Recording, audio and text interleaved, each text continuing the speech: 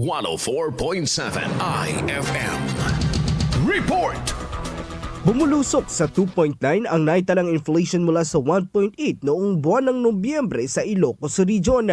Ayon sa ulat ni Philippine Statistics Authority RSSO1 Attorney Sheila D. Guzman, malaking bahagi ng pagtaas nito ay ang housing, water, electricity at gas na may 40.5% share sa kabuuang bilang.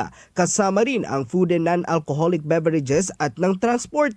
Samantala, inilahad din sa report ng PSA ang pababang average inflation na naitala taon-taon kung saan nasa 2.1% lamang ito nitong 2024 kumpara sa 5.3 noong taong 2023. Sa Pangasinan, nasa 2.9 din ang inflation noong buwan ng Disyembre. Kasama mo mula rito sa IFM Dagupan, ito si Idol Matthew Pacheco, Tatak IFM. IFM News. IFM News. IFM News.